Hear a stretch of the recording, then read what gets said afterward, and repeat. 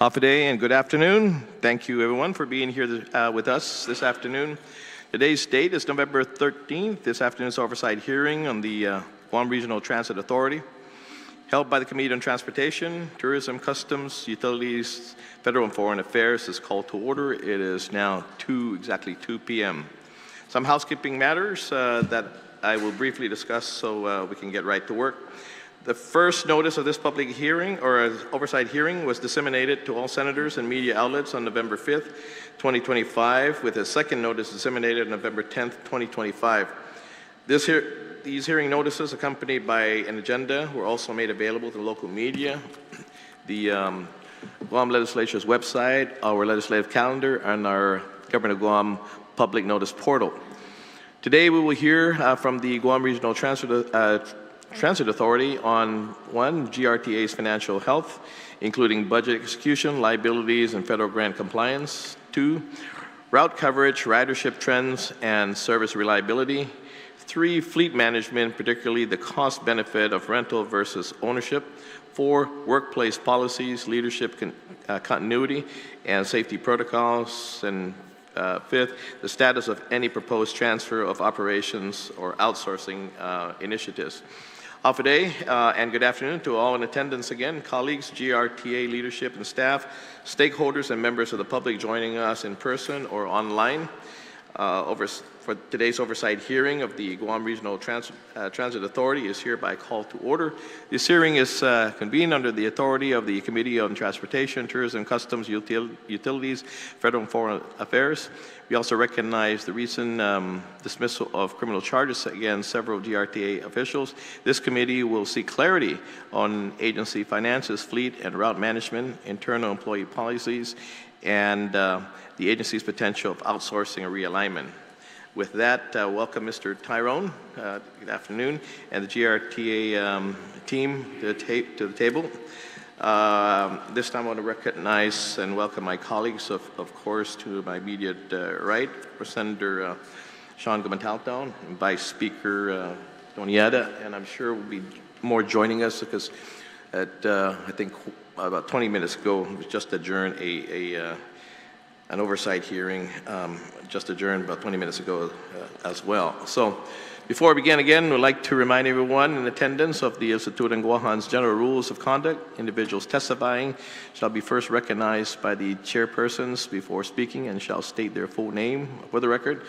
Questions and testimony shall be confined to the substance or nature of today's agenda.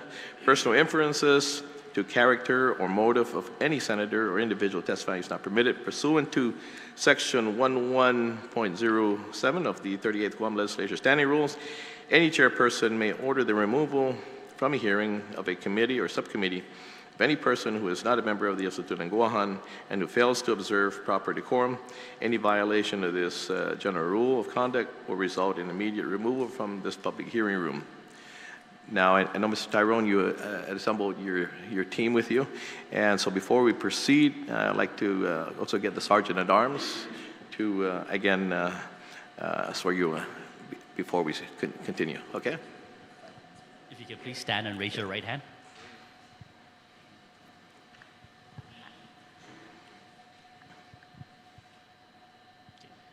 Under penalty of perjury, do you affirm that any and all information you provide today, whether it be verbally, electronically, and in writing, be the truth, the whole truth, and nothing but the truth? Okay. Mr. Chair, you're under oath. You may proceed. Thank you. Thank you very much. I also remind my colleagues, and I would remind colleagues as well that will come in, that we're going to have 5 minutes for questioning. Okay. Before I proceed again, I want to state to my colleagues, our GRTA stakeholders and members of the community, thank you again for joining us today, both in person and listening online. For this important oversight hearing of the Committee on Transportation, Tourism, Customs, Utilities, Federal and Foreign Affairs. As Chairman of the committee, it is my responsibility to ensure that the agencies and entities under our purview are operating with transparency, accountability, and a shared commitment to serving the people of Guam. Again, today's focus will be on the Guam Regional Transit Authority, whose mission states to provide reliable, accessible, cost-effective public transportation services to the general public and individuals with disabilities on the territory of Guam. 2, to plan, establish, develop, coordinate, promote, own, and operate services and facilities that support public transportation. And 3, to fulfill the mandates of Public Law 30-05, creation of GRTA as an autonomous agency of the Government of Guam. Public transportation, again, is not a luxury, it's a lifeline for many of our residents. GRTA is the only means of accessing work, school, healthcare, and essential services. That is why today's hearing will focus on several key areas. Our goal is not only to understand the current state of our public transportation agency, but to work collaboratively toward enhancing its efficiency, accountability, and capacity to support Guam's growth. We welcome open, honest dialogue, and I want to thank, of course, folks that are here this afternoon for their participation and preparation. At this point, Mr. Taito, please introduce yourself and your team members, and again, please state your name if you're going to speak and who you represent. Okay? Thank you very much. Thank you, Mr. Chairman, Vice Speaker Ada, Senator Gumatato, Senator Calvo, and Senator Borja. To my far left here is Jem Badar, the Administrative Officer, Yvonne Flores, Program Coordinator, Joseph Duenas, the Bus Operations Supervisor. To my left is Fred Burgos, the Transportation Maintenance Manager. To my right, Chief Planner, Raleigh Filipina. Also, Marilyn Fitialsi, who manages the Transit Management Center, which is basically dispatch. And on the far end is Mike Johnson from the paratransit system. If I may proceed with my testimony, Chairman? Okay, thank you very much. Good afternoon, Mr. Chairman and members of the committee. Thank you for the opportunity to submit testimony at today's oversight hearing of the Guam Regional Transit Authority. As you well know, GRTA has the responsibility of operating both an island-wide fixed route transit system as well as a paratransit system providing transportation services to the disabled over the same geographic area. The public transit system as established consists of 8 lines specifically. Blue Line 1, which traverses Agatna, Tamuning, Tuman, and up to the Micronesian Mall. Blue Line 2, which covers the villages of Agatna, Asan, Pidi, and Agate. Blue Line Express, which supplements Blue Line 1.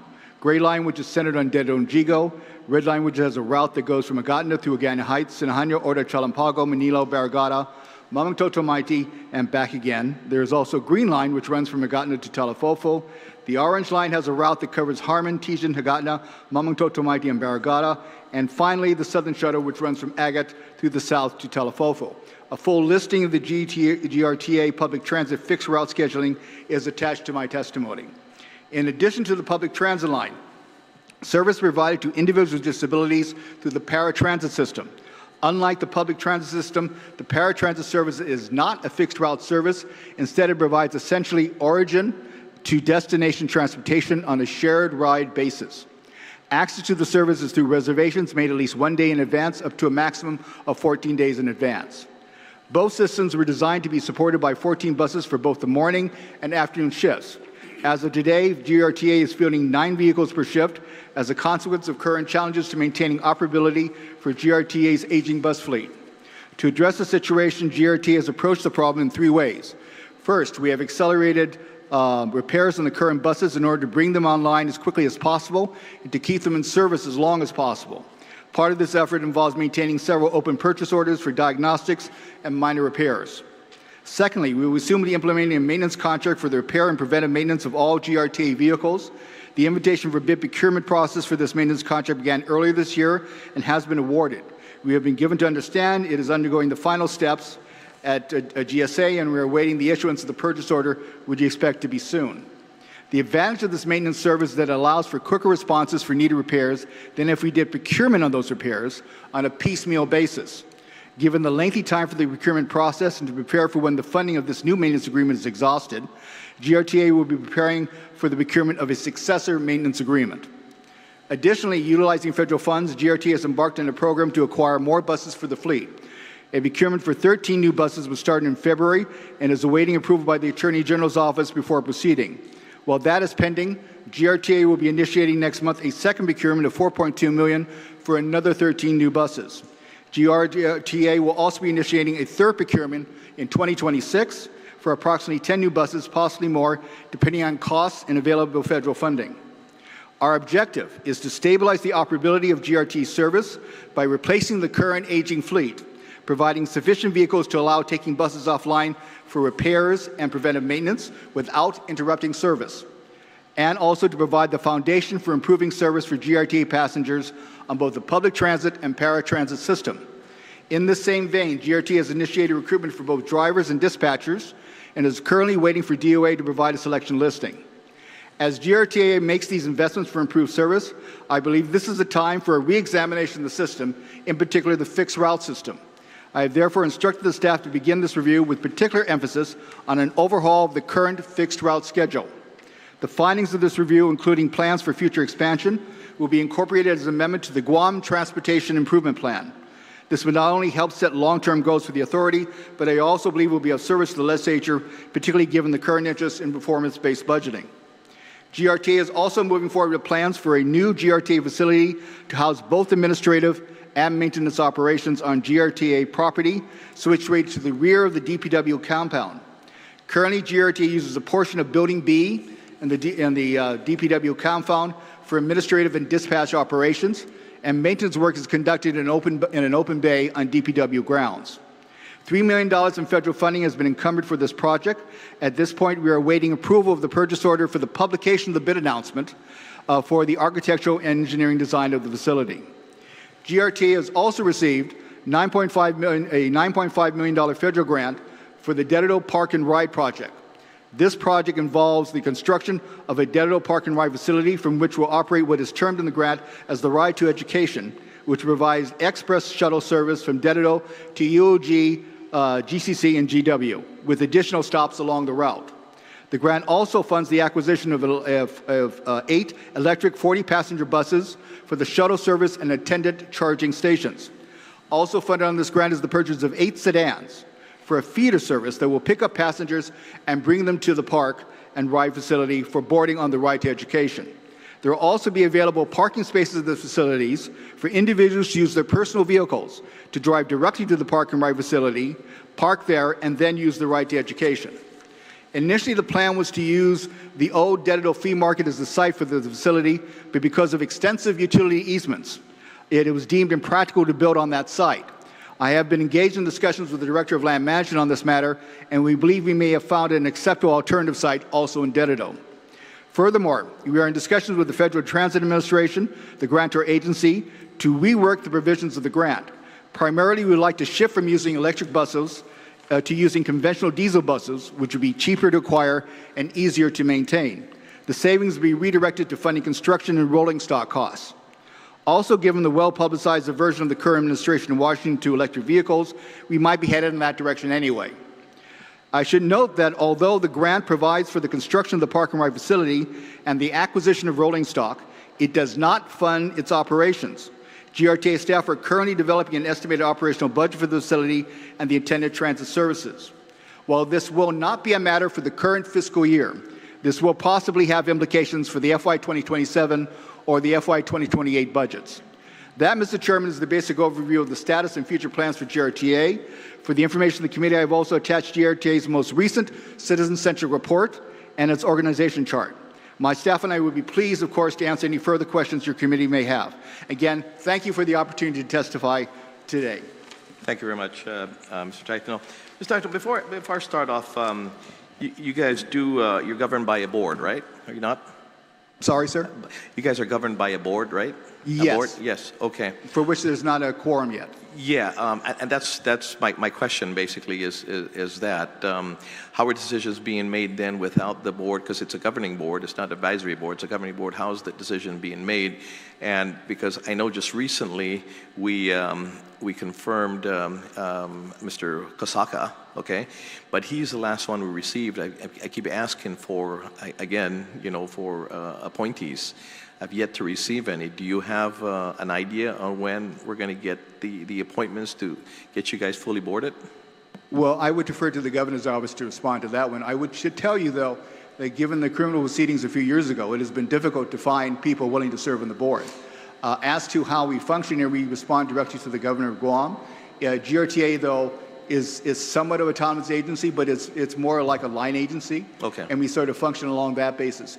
There's certain things we've had to do, for example, for the federal grant process. Some of them call for the GRTA board to approve amendments to the Guam Transportation Improvement Plan.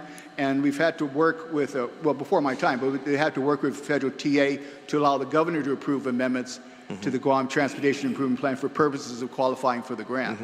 So we're sort of working through it that way.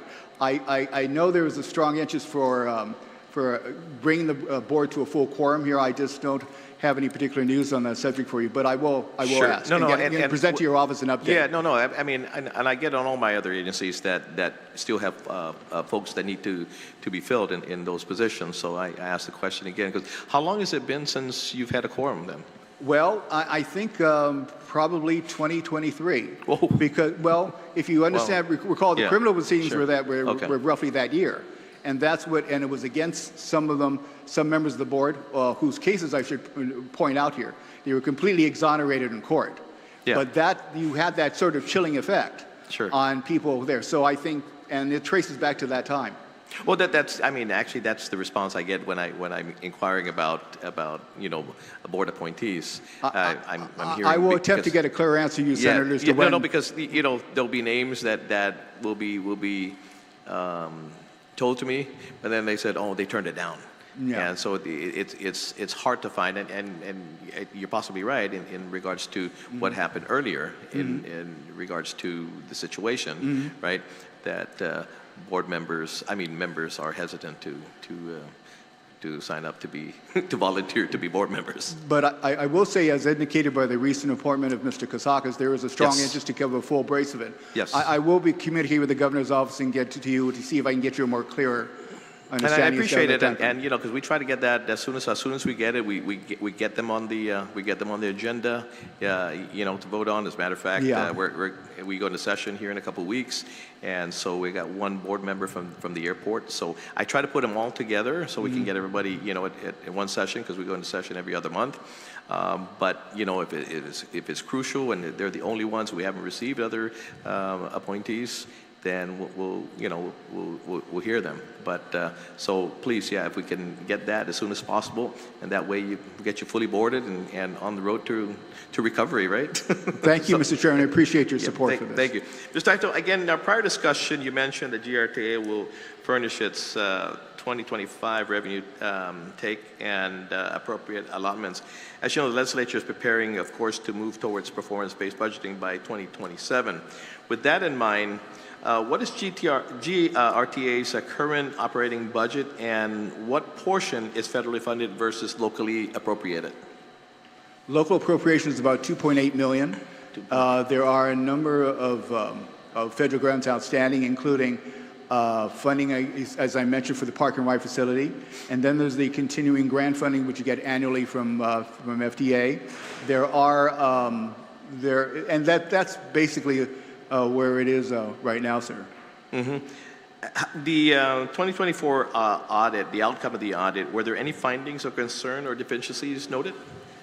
Not that I can recall, Senator, but I have not. I've been there for like a few weeks, and I have to admit I have not closely read the audit for its findings here. But I understand that you just barely got on board. But if you can do that, if you get me the findings, yes, sir, and then maybe corrective measures, because actually with our oversight, my committee oversights, we're going to be doing probably monthly oversights. Okay. And so hopefully by the next time we come in, we'll get with that. So review the FY24 audit findings. Yes, yeah. Absolutely, and, Mr. Chairman. whatever findings may be, whether corrective actions that are on the way, that if there were findings, so that okay. Yeah. What is the agency's grant portfolio? Its grant portfolio? Yeah. How many grants are currently active at this point? Well, there are grants from previous fiscal years which have not been fully closed out or fully expended. Okay. I'll give you an example. The encumbrances for the acquisition of new buses and the maintenance agreement here, they're based on encumbrance in previous grant years. So, and they remain open to fully expired. For the most part, they are expended. So, and we're working in to zero out some of those amounts, some of which are really small amounts, like maybe 75,000 or something like that. Some of them are larger ones, particularly the 22 and 23 grants, which were, again, I said, they're the underpinnings for the maintenance agreement and for also the acquisition of new buses. So there's a multiple number of grants, particularly on the continuing grants, and then there are specialized grants like the Park and Ride Facility Grant.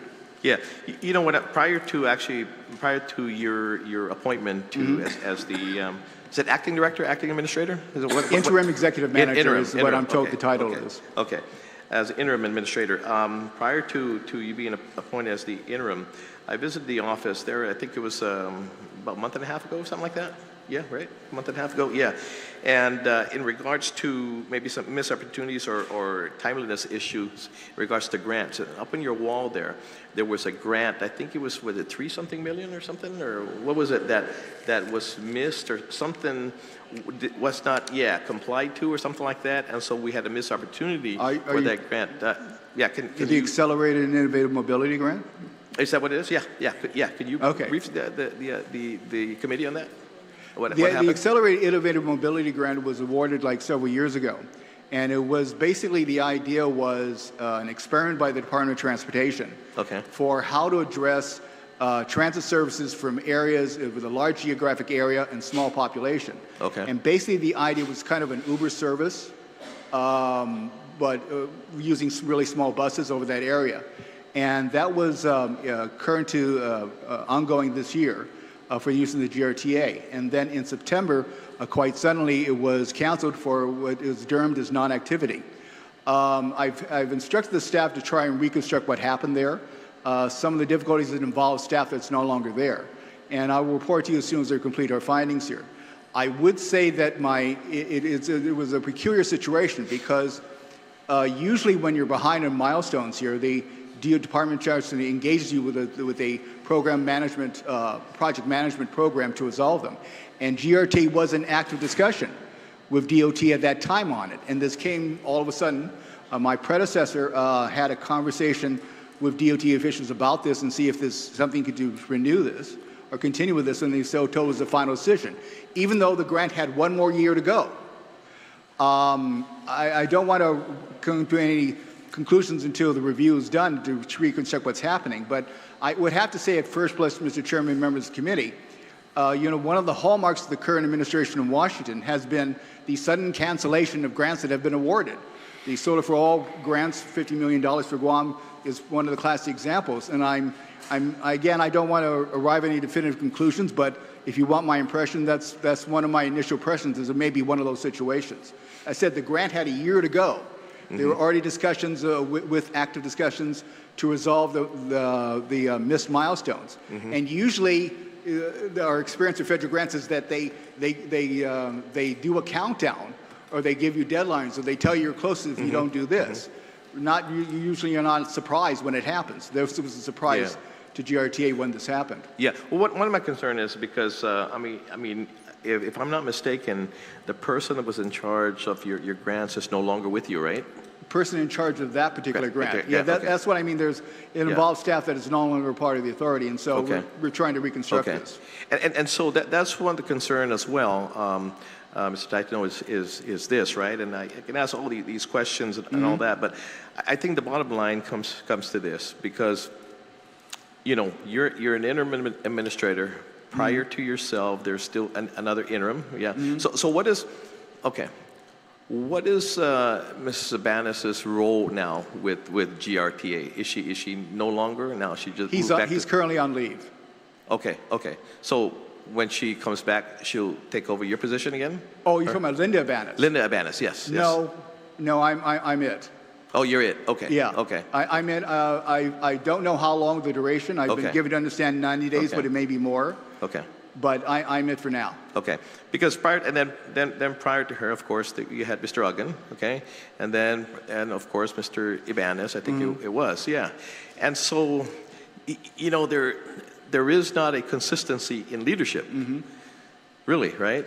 And so the bottom line is with that, and when I came to visit you folks, most of the folks that sit here, I was able to speak to at that time. And as I told you guys outside, I said, we're not here to point fingers. We want to fix the system. Yeah, if indeed it's broken, we want to fix it, okay? The recommended fix that your predecessor, Ms. Ibanez, and some of your management team here had, again, recommended to us, okay, this is a recommendation, was to now put GRTA as a division of Department of Public Works because of the infrastructure that they have in place and the cross-training, grants writing, and things of that nature, and possibility of getting your people into classified positions and things of that nature.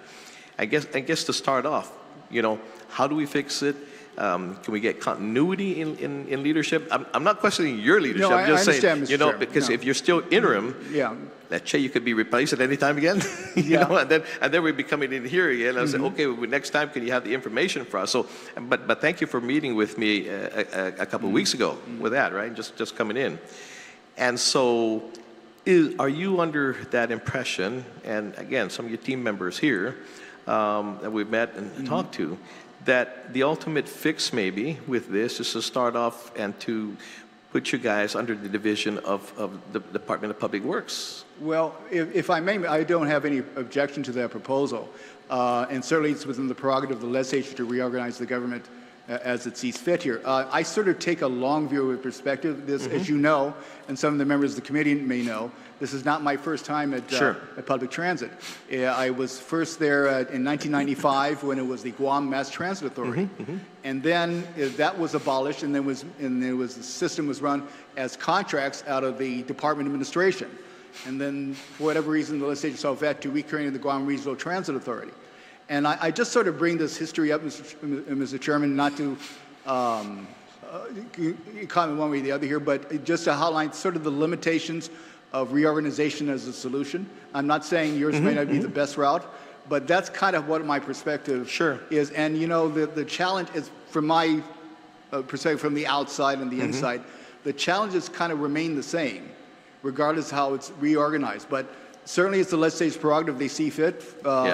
You know, again, I have no objections to it. Yeah, and for myself, right? For myself, I'm looking at, man, if you're an agency already and you were that, I want to kind of leave it alone.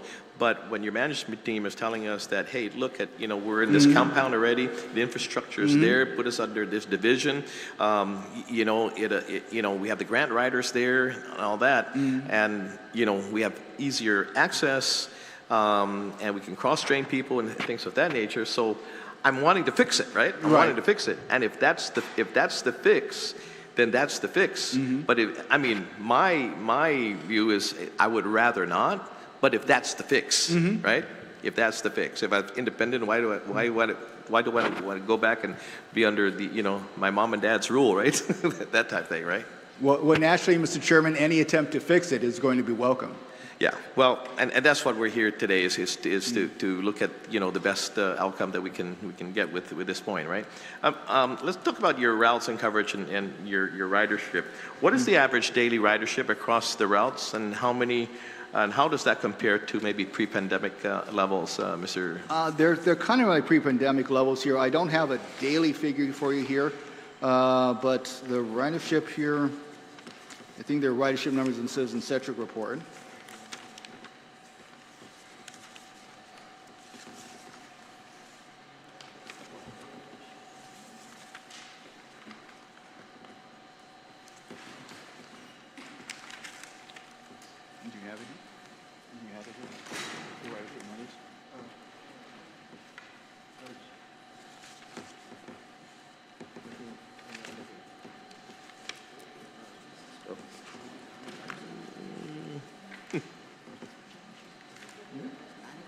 Okay.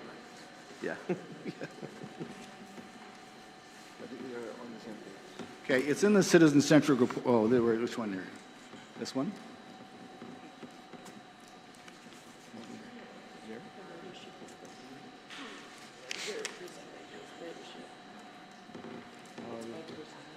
Okay.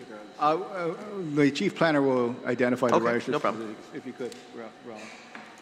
I think we have it in the citizen charter report. I'm afraid the copy has sort of obscured it. Oh, this is paratransit. Well, yes. It's roughly ridership is about 170 a day, 170 rides. 175 to 178 per day? Something like that. Okay. Okay. Are there villages or areas that are still underserved by the transit? And if so, what is GRTA's plan to expand equitable access? Well, I'm going to give a sort of bifurcated response because there are two systems. Okay. The paratransit system, which is from kind of point to point from origin destination, their geographic coverage is island-wide to match the public transit system. Okay. The public transit system is limited in terms of its coverage by the routes it has. And to that extent here, it's really starkly limited. As I like to explain as an analogy, we sort of have ideally 7 buses of the road every shift. But think of it, it has to cover a geographic area equivalent to that of Singapore's. Now, it's not the population, but it's the same geographic area. And so that's the difficulty in terms of reaching to the community and its utility here. And so we're kind of running to physics in that one. So it's technically an island-wide system because it does go around the island, but it doesn't necessarily have the blanket coverage of it. The paratransit system is different because it does do the blanket coverage. However, demand for it does outstrip supply. Okay. And some days they have to cap the number of rides available. And what performance metrics or KPIs does the GRTA use to measure the efficiency of the route and satisfaction? Well, one of the reasons why I've instructed for a complete reexamination of the system is although there's a schedule on paper, particularly the fixed route section, it is not really met, to be honest. It starts out on time around 6 earlier in the morning here, but by mid-morning here, it starts falling behind, and this compounds it out throughout the day. So it comes with that sort of limited coverage. I think the ability to base it on that one is then limited to that one because the reality is not quite matching with the purported goal of the system. The only solution to that is additional resources. And so, but the only solution to do it that way here is for GRTA to outline a vision of what it would take to provide that coverage. And so make it available for both the governor and you as policymakers to decide how best to address this. And that's one reason why I've asked for a full overview and examination of the system. Okay. So you can provide that option to do so. But right now, excuse me, I have to turn on my phone. Sorry that my dentist's office calling. That's probably the best way I can explain to you. Yeah. So we do have a route schedule and things on paper, but I'm not going to pretend we actually meet that in terms of timeliness. I guess that answers my next question. There isn't probably a public dashboard or transparency mechanism that can track those metrics, right? There is a what, sir? There isn't a public dashboard or transparency mechanism that folks can track these metrics, right? So, no, and again, to be realistic about it, the system is not running to the capacity that's envisioned for that route structure. As they said, it envisions of 14 vehicles per shift, and we're currently fielding 9. Yeah. So given that one, we know we're sort of running behind because we're not fielding the vehicles that even on paper it's designed for. So, there is, but we do the best we can for the passengers with what we have here. And the long-term correction of that one is addition of replacing the current aging fleet with additional rolling stock. And so we've adopted an aggressive program to do that. And also to try to stabilize the maintenance operations for it here so we can keep them in the field as much as possible. Sure. Now, let's go talk about your fleet at this point, right? You answered some of this in your testimony already, but I'll ask again. How many vehicles are currently in the fleet, and what portion are owned versus leased at this point? Of the current vehicles on the road today, the 9 vehicles there, 7 are rented. 7 are rented. Two of the vehicles are GRTA vehicles. There's another 9 vehicles that are in various stages of repair. Okay, so they're inoperable at this point, the 9? Well, they're not. Well, but they can be fixed. They can be fixed. They're just not fixed. What's the problem with that? I mean, it's it's a lot of the combinations of the length of the procurement. Some of those hoops you were trying to sort of jump to, like one of the strategies had is to come with, and some of it stems from not having a maintenance agreement in place so that you can just send it to the shop immediately to respond. So, say for example, we have a bus that goes down for repair. The procurement process first that we have to get a diagnosis for it. Then from a diagnosis, then we get them to the basis to get a purchase order to actually fix it. So we have a couple buses in the shop that are sort of waiting for payment here. To deal with that issue, we've opened several purchase orders for diagnostics and minor repairs, so we can really do that. But for more of the major ones, we use those purchase orders to get the diagnosis, and then we have to go back to get purchase orders to do this from GSA. It's a very consuming task. And then the compounding the fact, because it's an aging fleet, there's a high frequency of the buses breaking down for one reason or another, or even accidents as well. The maintenance agreement will stabilize it because you wouldn't have to jump through these hoops. You just send it to whoever the vendor was, and they would do it before as long as the funding there lasted along the terms of the contract. To make sure there's coverage, that's where we're going to start procurement for a second maintenance agreement. So you guys don't have a maintenance department, right? We have a maintenance department headed by Fred here. We was kind of an expediter, and there is one mechanic on staff. Able to do minor repairs like changing to tires. What capacity can they maintain the fleet then? I mean, what is their expertise to be able to maintain this fleet? I mean, to change out the oil? For basic repairs, very basic changing stuff? windows and changing tires here. But we use outside vendors. In that respect, it's fully outsourced for many major repairs beyond that. And how long has it taken, again, once your fleet or their buses go under, I mean, that need to be repaired? You said 9. Well, kind of depends on it. For example, we have one bus that's diagnosed, but it'll be 10 days before they actually get around to repairing it because they have to wait for parts. So it sort of varies, and some of it depends on the procurement process. I wish I could give you a broader perspective on this one, but as I said, only there are a few weeks here, and when I came on board, we're in that period where GSA, as it does every year, and I don't use it as an excuse, this is something that the authority should have planned for, sort of shuts down as it does the end of the year reconciliations here. But with the Cooperation Department Administration, we've moved to establish like 3 open purchase orders for diagnostics and minor repairs, 3 open purchase orders for air conditioning repairs, so they will respond here, and we're in the process of issuing another 3 open purchase orders for parts that our own staff can use for like minor repairs or for the vehicles to get them on the road. But they tend to be very resourceful. Just the other day, we had one bus in an accident that sort of shattered one window, and they cannibalized a window from a broken down bus in the back, and it was put on service within, how many, 2 days? 2 hours to get back on the road. So we do a lot of that here. What's your estimated annual cost for vehicle rentals? Current rental cost right now is $52,000 a month for the vehicles that we're currently renting. It varies somewhat, in part because those buses break down too, and we're not putting it on the road. We don't pay for the rental for it, but rental costs are averaging about $52,000 a month, which is too high. $52 a month. Okay. And so my goal here is to increase the operability of the existing fleet, and to diminish, if not possible, eliminate rental agreements, because that's not really how it should be structured. I'm sure what you've done. I mean, you've looked at the cost-benefit analysis, right? Versus ownership versus rental versus lease. Well, I would say it's one of those things that's sort of evident. Okay, I mean, even from people's experience, they know renting a car is far more expensive than actually buying a car here. It may be more convenient, but in terms of use of tax dollars and federal grant monies here, it's clearly not the best option from a financial sense. And the authority is at this point heavily reliant on it because of the disrepair of the remainder of the fleet. So that begs the sort of solution, which is repair the fleet.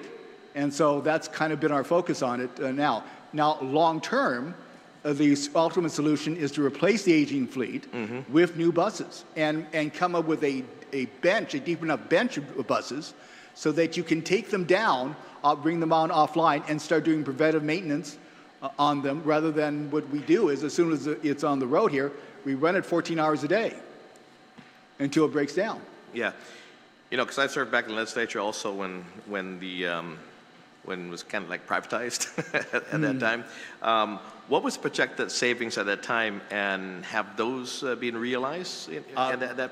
It's both before my time and after my time, Mr. Chairman. So they did that with DOA, gosh, 3 directors later after me. I was there at GM Guam Mass Transit Authority for 11 months. Does anyone in your team have that cost analysis? I don't know if anybody was around there at the time. From the time that it was privatized and to now, Well, so we don't know? and there are 2 components to this one here. I'm not sure, and again, I'm sort of spitballing here, Mr. Chairman. I don't really know firsthand experience here, but there's always 2 considerations. One is also the financial efficiency of it, but also in terms of the response. And it's my recollection that the debate regarding reestablishing of GRTA as opposed to GRTA was that response. Yeah. And you know, again, not to press any aspersions and arguments one way or the other, but those are the considerations to sort of balance out here, particularly from a service that GRTA provides, which aside from a public transit service, which is the top end of it, but also the paratransit service. And one of the great struggles we have is also meeting the demand not only on the public transit system, but the demand for paratransit services, particularly for individual with disabilities who rely upon them as a foundation for their independence and their life. And you know, to the extent that we do this, it's the demand always outstrips the supply. So it's those considerations that I think will go into assessment, but I don't have any first-hand knowledge as to what the stats were. Yeah, you know, you said you had 9 that's in the shop pretty much right now, but what is the average age and condition of the current fleet that you have? What is the life of your fleet once you order? I mean, are they like police cars and stuff that once you order, you know, and they're on the road, you got to start making your order again for next one to I can surely generate statistics to you for the ones we're using now here. But I think it would be safe to say they were very close, if not past their expected lifespan, which is why the urgency of acquiring new buses to replace the aging fleet, which is the core of the repair challenges, which is the core of the operability challenges, which has led to things like rental of buses. Yeah, and you had actually in your testimony here, you talked about of course, the modernization and the electrification of you know, your electric buses and stuff like that. Well, and you wanted to switch them out, right? Yeah. But you know, I know in the previous administration they were very big on, of course, electric vehicles. This administration is not, and so are you looking to again switch out that, you know, your electric vehicles to you know, gas-powered vehicles? Absolutely, Mr. Chairman. This process was started before I came on board, just to make the clarity here. But diesel vehicles will be cheaper to acquire and would be cheaper to maintain. And adding to the cost here is that you'd have savings. If you don't have electric buses, you don't have to invest in electric charging stations either, so you save money there. The system is a complicated one, so there are certain planning funds in the grant that you would save which you wouldn't do for a diesel system.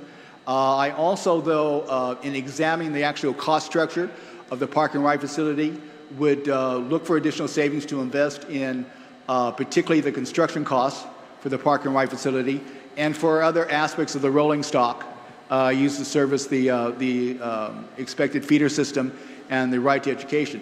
But as I said in my testimony, I think under the current administration, a request to shift from electric vehicles to diesel would be very welcome.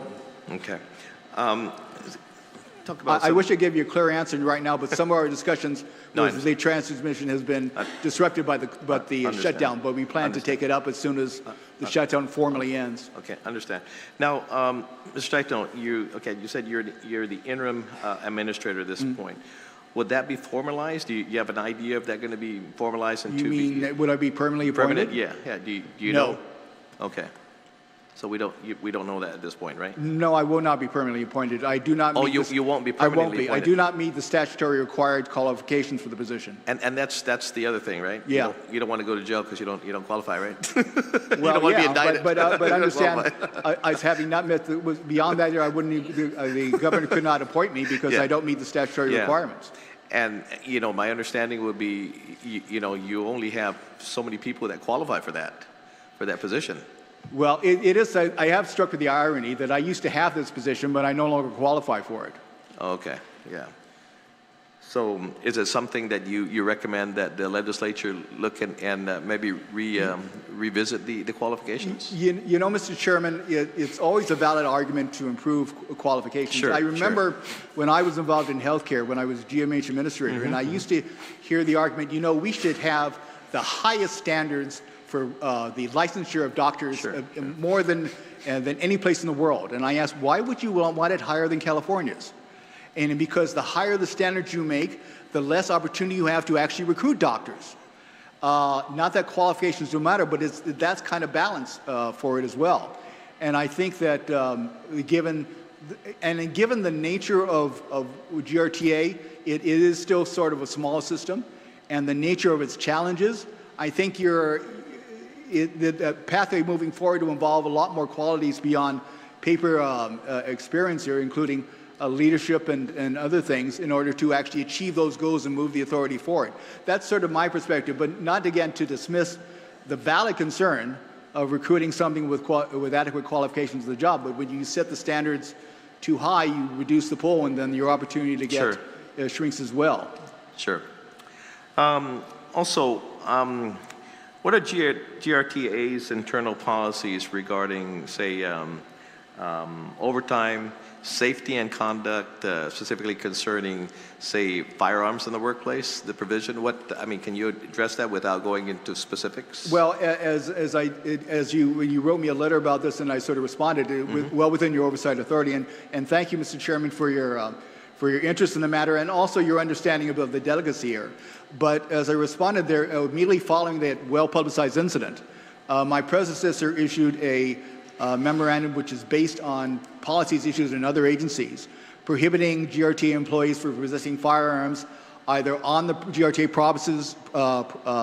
premises or in the field, and that remains in effect right now. I hate to keep on referring to it, but as part of the examination for the overhaul of the transit system here, that is sort of one of the elements. You know, you wanted to at least chart a course forward for the upgrading pruning of standard operating procedures, as well as figuring how many buses you get and routes and all this other stuff. I think it is, as established by my predecessor and also by me as well, the safety of the employees is of paramount importance for running GRTA. And beyond establishing a policy this one, it's important to do this administratively as well, to make sure not only provide for the safety employees, but give an environment that they feel is safe themselves. So this, particularly at this point. Okay. Mr. Taito, how's the agency addressing the employee morale and continuity following, of course, leadership transition? And you're saying you're not going to be regularly appointed. You don't meet the qualifications. And of course, with the recent legal proceedings, how are we moving on? I mean, there's going to be, of course, people are innocent until proven guilty, and at some point, individuals may return to work prior to maybe a case being resolved. How would you handle situations as that if employees may feel for their safety at this point? Well, that, of course, as you can imagine, Mr. Chairman, is the basic issue and concern that confronts me now, an incident that is sort of well publicized. I think, as in terms of the morale of the agency, I found, this is not my first agency I've headed here. I find that what really serves the morale of the agency is not necessarily the manager of the day, but the direction of the agency. And in part, that's what I hope to, during my tenure here, as long as it lasted, is to provide that direction and sort of enshrine it on a more stable foundation. You do that with actions here that are in advance. For example, we have a program for acquiring buses that doesn't wait until the last one's done. We're going to move ahead with the rest here. As part of my reasons for asking for a review of the system and enshrining in the Guam Transportation Improvement Plan. So you have these underpinnings of direction. This does not necessarily mean to say that the sort of the day-to-day management of the organization is important here, and I sort of strive to do it here. I think, to put in these terms, I have been pushing the staff hard to work on a number of the challenges before the authority here, but I hope I've also given them the confidence and the direction we're going here, so they feel safe in it. Now, moving forward here, this is sort of a day-to-day thing that I need to attend to, and I tend to do it as well. Sure. Okay. One more thing on regards to the leadership here. Now, of course, you mentioned that you're interim, and again, that you're not going to be there as the regular or the. I don't qualify. Yeah, absolutely. But I have received some reports, and I don't know if it's true or not, but I'm getting them from, that the former executive manager, Mr. Uggan, may be returning. Are you aware of this, and can you clarify whether discussions or reappointments are in motion for that? He's the former executive manager is in the one regarding that incident, or which executive manager? Mr. Uggan. Tim? Mr. Uggan, yes, Tim Uggan. I have no information to the effect that Mr. Uggan would return. I would perhaps point out here that since his departure, there have been 2 interim administrators, and so they have not led to his appointment. Okay. But I'm trying to answer your question, Senator, and again, without getting ahead of myself, because I'm not authorized to speak from the governor's office here, but just to be as clear and as transparent as possible, I have absolutely no information at all that is either considered or is planned to happen here. Okay. To the best of my ability. I'm hearing rumblings of that, and I'm just wondering. Yeah, I've heard them too. You've heard them too. Okay. But in terms of my understanding here of the direction of the administration, I have no. I've never heard anything like that. Okay. Yeah.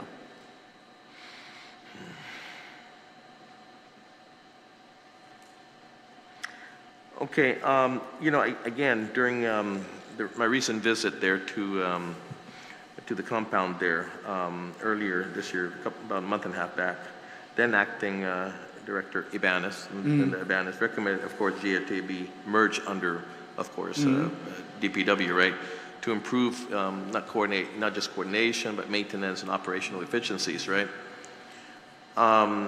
Since you've been there, has there been any formal analysis or policy paper produced on this proposal? Not that I'm aware of. Okay. I should point out that this is not a new idea, by the way. Sure. And, about combining the school bus system with the public transit system. And it just has to be pointed out that they're 2 different systems.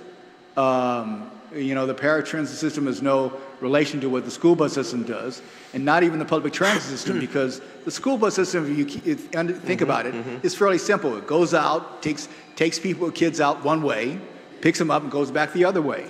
And over the years, the 30 years I've sort of been in and out of this, the suggestion is, well, when school bus drivers are available, they can help out with the transit system.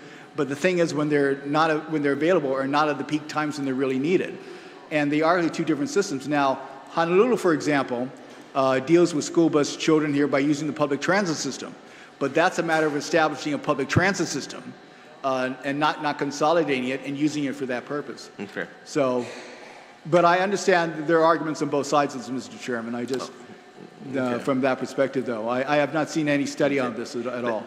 Yeah, before I turn it over to my colleagues, let me just ask you a few more what ifs, okay? Absolutely. Because we're trying to fix this, and we're going to ask the questions what if. So, if such a merger were to happen, okay, such a merger were to happen, and we're pursued, should the law spell out a dedicated superintendent for transit services or public transportation within DPW then? Yeah, again, I've sort of given you my perspective on government reorganization. That certainly is an option, Mr. Chairman. Again, I don't have any objection to it. And both you and your colleagues have to decide on these policy issues on a range of stuff, of considerations here, and as is your prerogative. I've not heard that particular proposal, but I suppose you could do that. Okay. I mean, you've given me your perspectives as well, but I'm going to ask you also a professional recommendation on the most practical governance model then. I'm probably going to sound like an old fogey talking about this here, but I've seen various government reorganizations effort. And I mean, this sort of consolidation idea, we used to have one department of public safety. And then was segregated the police and fire department, because the fire department and the police department were actually separate entities. And to serve those missions, you needed them separation here. There are arguments on both sides. I understand the arguments in terms of efficiency and synergies and cross-fertilization. They're certainly valid here. But I suppose to judge the creation of the division, you would have to sort of examine how that impacts the rest of the Department of Public Works' missions as well. Now, acknowledging for the fact that the Public Works Department today is not the historic one because it no longer deals with solid waste. So there are arguments in terms of the resiliency department and its ability to handle varied spans of it as well. I can see that as well. But I suppose the short answer to your question, Mr. Chairman, would probably depend on the details. Okay, but certainly it is a plausible path. Absolutely. Okay, I'm going to ask again one more time, right? Okay. Okay. As part of reform, should we revisit again the statutory requirements for being the GRTA director? I'm sort of a little uncomfortable answering that question, Mr. Chairman, because as I said, I used to qualify for the job, and it struck me as a great irony that I no longer qualify for a job I used to have. So we should. Yeah, you know, but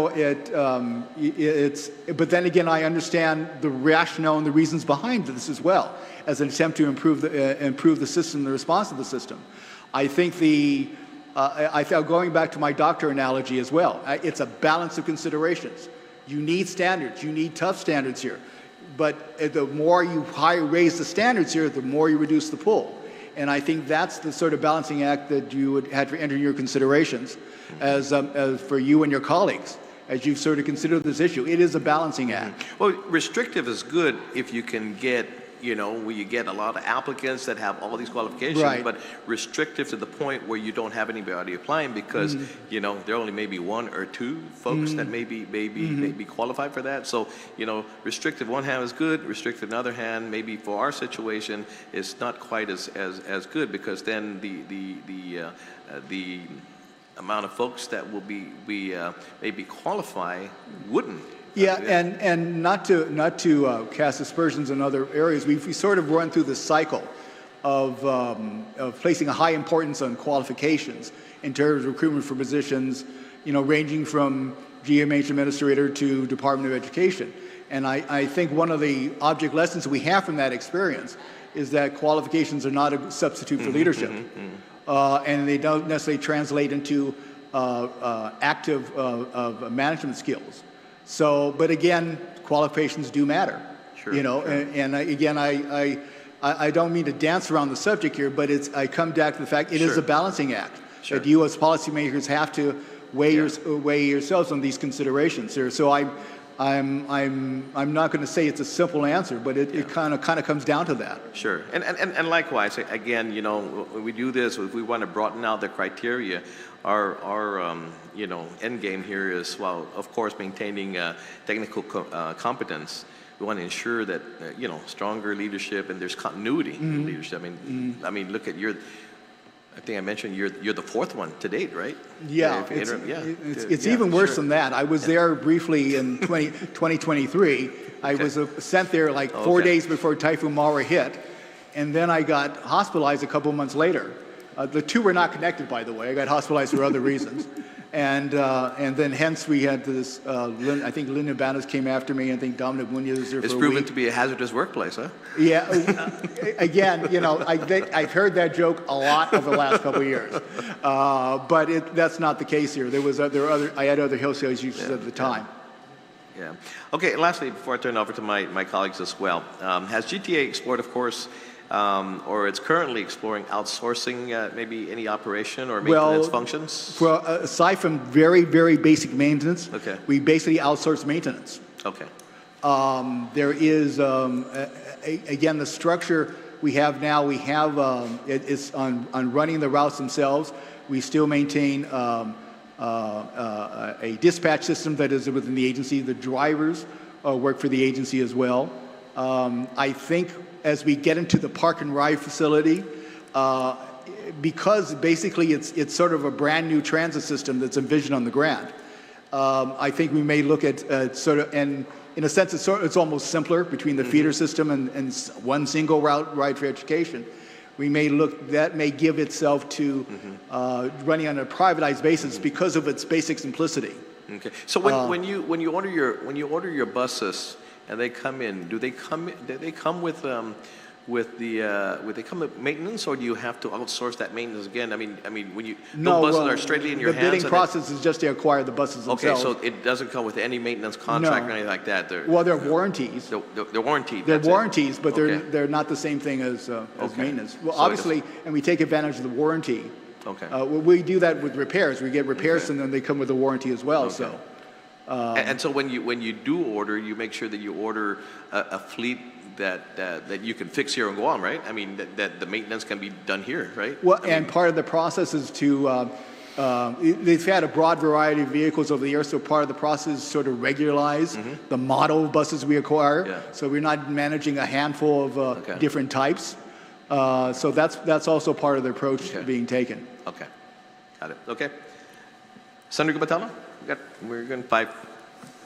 Yes, thank you, Mr. Chair, and thank you, Ty, for you and Thank you, team Senator. for being with us today. And jumping in like this, I'm sure it's challenging coming in but you have the experience. It's been an experience. For sure. When we talk about the GRTA board, and they haven't stood up since 2023, that has to have a downstream effect on your work at the GRTA. Is that a fair assessment?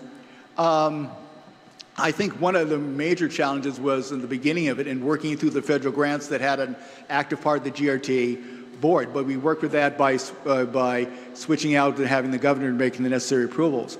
I think some of the issues to work through, I think, probably directly relate more to the management rather than to the board itself. And by the way, just so you understand the context in which I make that comment here, when I got this position, or this precursor, at the Guam Mass Transit Authority in 1995, a generation ago, after being there for a while, the first thing I decided was I was never going to be cast aspersions either my predecessors and my successors, because it's inherently a challenging job. And so, as managers, we're all accountable for what we've done to our tenure, but I'm sort of having been there before, I'm slow to be judgmental about it. But I would say, though, that is more of the core issues rather than the policy decisions of the board itself. In terms of keeping us on the path here, we also have the passengers' input here, one of whom was here at the hearing, and who's not shy about telling us when we're screwing up and when we need stuff to fix here. I think that more of that would be useful. Anyway, that's sort of my perspective of it here. Certainly, it is better to have a full board than not. Absolutely. Okay, and this is an oversight hearing. This is an oversight hearing into your agency, the agency you're running. It's and so I guess I'm just going to just be very frank. When we were asking earlier about daily riders, it was kind of not very. I just sat here for a while looking at you guys fumble through papers. In fairness to you all, that's a number that you should be looking at just about every day. And then, and I know that you're saying, look at the citizen-centric report. I'm not going to cough up a website right now. Okay. I'm only asking a question because we are in an oversight hearing. I'm hoping that as we come here prepared, because I'm trying to get perspective, and I think that from a policy point of view, let me just finish, Ty, that we're trying to understand what would be the steps to keep this going, as opposed to, and riders are almost want to know what's going on too. So if you guys know what's going on, at least on the daily, that's a little bit more assurance for us that the dollars that are spent, that we know exactly how they're being spent and if they're being spent effectively. If I may, Senator, you raise a good point about the rider statistics. However, the more immediate challenge is the operability of the system. So regardless of the ridership out there here, it's the immediate challenge is getting the system on the road and operating here. We're kind of at a situation where that is a sort of major challenging point of the agency. We're not at a position about judging on ridership here and looking the path forward here. We're sort of trying to get over this hump here. And what I plan to do, in addition to working to get over this hump in terms of operability, but to incorporate into the Guam Transportation Improvement Plan a data-based basis for charting the path forward, which I think is what you're referring to. It's although I do take a look at the ridership statistics, but that's not really the big problem right now. The problem now is keeping those buses on the road. Well, and that's where I want, maybe that might be a good place for me to talk about you. When you mentioned in your testimony about future expansion, where does the DPW 2030 Guam Transportation Plan, how does it come that's together? the Guam Transportation So you guys are all Improvement together. Plan. It's historically, although the bulk of the plan is highway projects, there's always been a couple paragraphs about public transit. I will say, though, that usually those paragraphs have not been as specific as the list of highway projects. And so it's one of the things I was trying to reform, to give, it's famous for having a list of highway projects subject to availability of funding. So my goal here is to come up with a proposed transportation plan, subject to availability of funding, but at least provides a basis for which to plan forward and to judge moving forward, which is why I sort of refer to the legislature's current instance of performance-based budgeting. That gives you not only something to judge current operations here, but a North Star to judge in terms of progress towards it as well. Okay, I got that. So kind of expanding on your testimony earlier, again, the park and ride facility, this was a discussion in 2021. What information is available regarding any past, current, future federal funding commitments? Again, the federal government just reopened an hour ago. Mm-hmm. I'm not saying you're going to have a ready answer, okay. But what could be made to GRTA to the facility contingent on the agency's ability to secure some public land for this project? I'm sorry, what do you? Again, going back to this park and ride facility thing, any idea that if we'll get any federal support for such a project? Well, we have federal support to actually build the facility and to acquire the rolling stock. So the grant will cover that. What we do not have is funding to operate the system as envisioned. So that's kind of where we're at. And part of the process that we were supposed to identify the land. If I recall, in the initial grant, identified for it and pursued by the authority for several years was the dead flea market. But when you actually got into that and saw how the easements that cut up the property, the actual land available to build something was kind of too small. So hence the authority looked at an alternative site, and we believe we found one just off Harmon Loop Road that's in the GovGuam land inventory. Land management is now going through the certification that this land is available. And once we do that here, I will get both the Director of Land Management and myself will be drafting a memorandum to the Governor, asking that it be transferred to GRTA as a basis to do so. We've informed our federal transit partners as well that we're going along that path. And again, we're planning to move aggressively to utilize the grant to acquire the rolling stock, to at least start the A&E design for it there. Again, some of this is the stuff we do have to rework in the grant, as indicated in my testimony, is I want to get it to diesel buses and diesel vehicles and shift the savings to construction costs, which, this thing was, if I recall correctly, the grant was awarded in like 23 or 24, and construction costs keeps them going up, so that's one of the concerns of mine as to whether we're fully funding the actual construction costs, but also to investment into probably additional rolling stock. In any event, it's something we plan to move forward here. It's somewhat of a moving target here because of those considerations I mentioned here, but we plan to move forward here. And again, we've identified a parcel of land we think can use it. I'm just waiting for a land manager to complete its review just to nail that down, and then we're going to move from there. Well, I mean, between you and Joe Borja at DLM, I'm sure you guys can get a good solution for this particular project, which I'm excited about. And thanks to the input of the Director of Land Management, who, as you know, is the institutional memory for land policy in the government of Guam. Ever since. And so with that said. Since ever since. Well, my next question is, recognizing that there was a Guam Department of Labor workforce analysis that confirmed that many of our families already know, that Guam does have an unreliable local public transportation system that affects many constituents who are unemployed or underemployed. What are GRTA's immediate and maybe long-term plans, just in your short discussions with your team since you got there, to develop and maybe support expanded routes to help more of these families, including active employees, job seekers, college students, tourists, to find ways to get to where they have to be? Well, first of all, I want to acknowledge that what you've talked about as a challenge has been a challenge for at least as long as I've been involved. And it stems from the fact that you're running into basic physics here. If you're only funding putting a maximum of 7 buses on the route to cover an geographic area of Singapore, there you're going to run into that problem of not actually having a reach that picks people up for where they live and takes them to where they need to go, whether work or elsewhere. You have a basics of an island-wide system, but none of the reach of something that is required here. And that's only going to be solved by resources here. We're starting that with an aggressive program of acquisition of rolling stock, and not just to replace the buses we're operating now, but have a stock so we can take buses out on preventive maintenance, but also for the foundation for future expansion here. This is why I've ordered a review overhaul of the system here and come up with a plan. It may not be able to immediately implementable because it's subject to available funding here, but at least as a basis for something to work for, if not at once, but at least on an incremental basis. I think that's the ultimate solution. But given to what you talked about, well, you know, this is the story of the public transit system in whatever incarnation. Right, either as a GRTA or as contracts in the Department of Administration or the Guam Mass Transit Authority.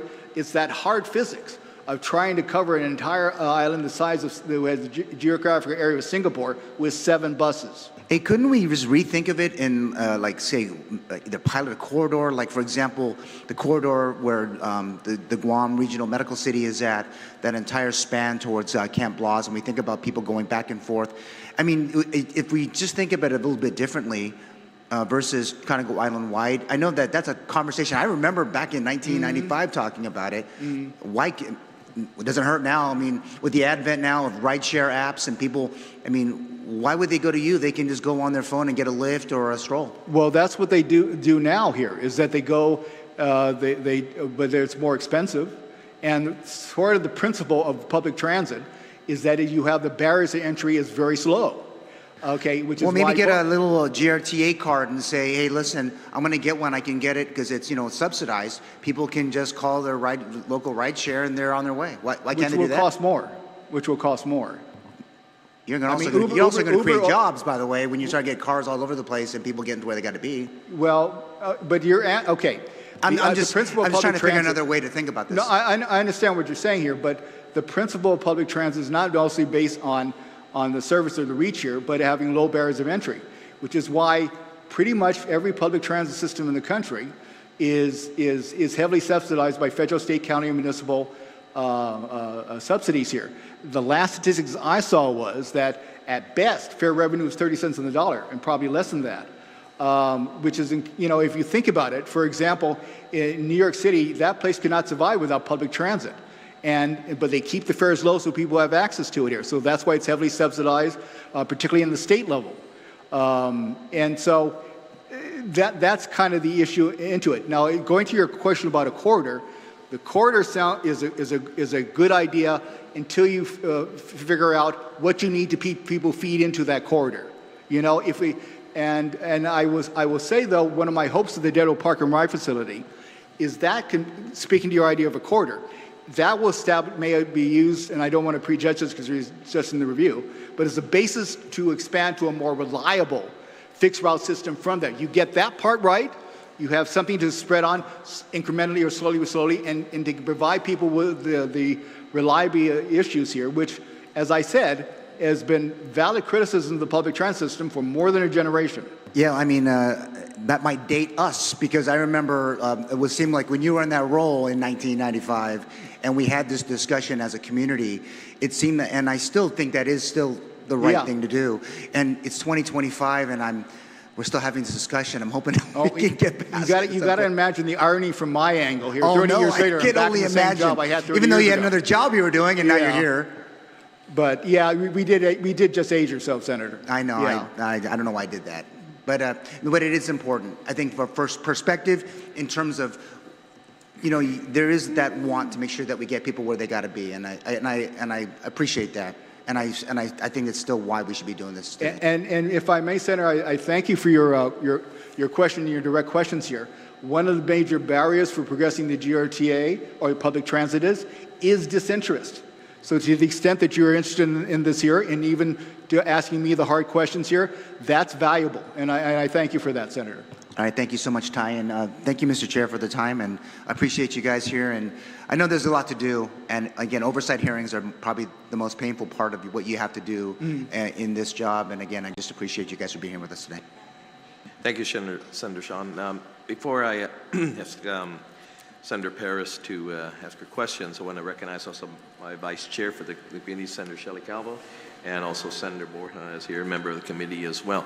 But one other thing I'd like to ask, of the 175 to 178 daily ridership do you have, how many free riders do you have on a daily basis now? Because I know the legislature had passed recently a bill that allows riders, right, to go from hospital or home to hospital. That process is basically funneled through several agencies. At their request. Yeah. So of that, how many daily free riders do we get then? Do you have that number? No. How many of the free passes? Yeah. Huh? The last I checked, the numbers are several hundred. I can get a more up-to-date number for you as well. Okay. What happens is that we get requests from agencies. Of the agencies, yes. And then it's kind of like based on how many they request. Yeah. And it's followed through DISIT and the homeless and that sort of thing. But it's been implemented already, right? I can get a number for you before the end of the day. Okay. Senator Paris. Thank you, Mr. Chair, and good afternoon, Ty, and to your team as well. First of all, when you were providing your testimony, I was like, okay, why do we need an oversight? It seems like everything's being handled. That's very kind of you, Senator. Yeah, so I was really glad to hear that you're taking an aggressive approach to updating the fleet, and I think that's really definitely needed.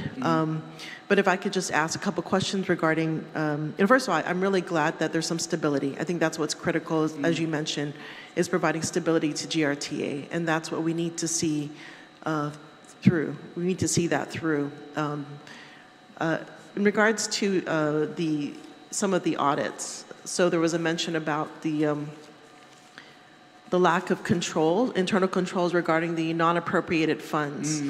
And so what do you think is the solution to this, to ensure that the funds are being appropriately accounted for and it's going back into the coffers for GRTA? Well, it's not the expenditures that I think was at issue there, but the process by which those expenditures arrived at. I've been concerned about how that is handled in non-appropriated funds. That's why I've sort of instructed not to use the non-appropriated funds until we get the procedures in place. A lot of that is a sort of establishing protocols to make sure the proper steps of the procurement process are followed. But we've had a lot to juggle with in the last few weeks here, so we're not entirely resolved it here, but until that's done, I've instructed not to spend any money from non-appropriated funds until the foundation of it's firmly laid in. Yeah, the problem was not the expenditure, but the actual depositing of the funds. So the fares were not deposited into the fund. Well, okay, I'll be honest to you, there is a lot of fare revenue that are currently in GRTA offices, and I've assigned manpower as much to get it counted so it can be deposited. Part of it is why it's a very tedious, labor-intensive process. It's a lot of single dollar bills and a lot of coins. And it's sort of piling up in the administrative office. We keep it in a secure location. And the staff is kind of stretched thin. When we have a standby driver that's not in use here, we send them upstairs to start counting quarters and dollar bills. And once that's done, it's immediately put into the bank account. There is a backlog on that now, but we're moving aggressively to pursue that down. But it's a real tedious task of doing it. Okay, and do you have cameras on your buses to make sure there's a monitoring of the monies? No. No cameras, okay. Is that something that is considered in the procurement of buses or procurement otherwise? Not really, Senator, but it's not a bad idea. I mean, particularly in this age, we find the passengers are taking YouTube videos themselves. So, in terms of sort of communicating or accountability, that may be an interesting idea to consider. Okay. So I know in other places they have the purchasing of the tickets in a centralized location. I know maybe Guam doesn't have that set up just yet, but I don't know if that's one way to address that issue. Okay, the other thing is staffing. So in one of the reports, 75%, I don't know if that's true today, but 75% are unclassified. And I guess in the report it raised some issues about stability of staff and their ability to work in a non, I guess, pressured environment, so to speak, because the fact that you're not permanized can lead to certain abuses, potential abuses More than that in the potential, workplace. Senator, the uncertainty of it affects retention. I'm sorry, say that again? The uncertainty of being an LTA affects retention. You know, and there's for them to go to perhaps another position elsewhere, not necessarily in the government of Guam or in the private sector, because they're not classified. And the uncertainty associated with being unclassified affects retention. So in addition to the other concerns you raised, that's a problem. This is why sometime, hopefully before the end of the year, we're going to start moving to try to classify the existing LTAs. Part of that process is I'm waiting to start, particularly for the drivers and for the dispatchers, is I'm waiting for an eligibility list from DOA. We've encouraged all the drivers and dispatchers or LTAs to apply for those positions with DOA and hopefully get on the list. And so sort of resolve this on a competitive process and try to classify them as many as we can. No, it's a disproportionately high number of LTAs. That's a concern to me as well. Yes, yeah, I think that's a high priority in addition to fleet repair, replacement. In regards to leasing your vehicles, so there was been reports that the ones that were leased were not up to par. Can you comment on that as far as some of the leased vehicles? Well, they have to meet certain requirements, and so I mean the major concerns we've had is how long they last and when they break down. But there's a requirement for ADA compliant vehicles, particularly on the paratransit service. So if they don't actually meet the requirements, then, which is, by the way, part of the problem in identifying rental companies willing to do this, then we don't accept them. And if they don't meet the requirements when they're offered here, then we don't actually use them, because if not, we're held accountable for it. Okay, so are there mechanisms in place to ensure the vehicles leased are functional and clean? The mechanism is in place is that we don't put them on the road unless they meet the requirements. Okay, in regards to procurement, so I know this is a sticky issue. You mentioned earlier that there's, you're procuring, was it 17 vehicles? 13 buses. 13 buses, and that was placed in, submitted to the AG in February of this year. Has there been any back and forth in regards to this procurement, or is it just waiting for the approval? Well, from what I understand over this period, the staff have made inquiries with the Attorney General's office and have not received any specific updates as to where that stands. Okay. In your short term as executive manager, have you seen any opportunities for improving the turnaround time for procurement? I think well, first of all, regarding maintenance, have we seen an opportunity to turn around like buying buses? No, not really. For maintenance here, we have a maintenance contract that cuts down the time instead of doing it on a piecemeal basis. One of the strategies we had is getting open purchase orders for diagnostics and minor repairs, and so as they come up. You can't do that for major repairs, like over 5,000, but that helps with the process. Instead of waiting and we're doing one for parts, so instead of waiting for parts, the demand for parts because the bus is broken, and then you do a PO, we're going to have an open PO now, so we directly go to that, at least for minor parts. So we've adopted those strategies kind of on procurement for minor acquisitions and minor services. I'm not sure. If you have any ideas about how to improve the major procurements, like several $1 million acquisition of buses, I'd be interested in hearing it. None have occurred to me right now about how to do that.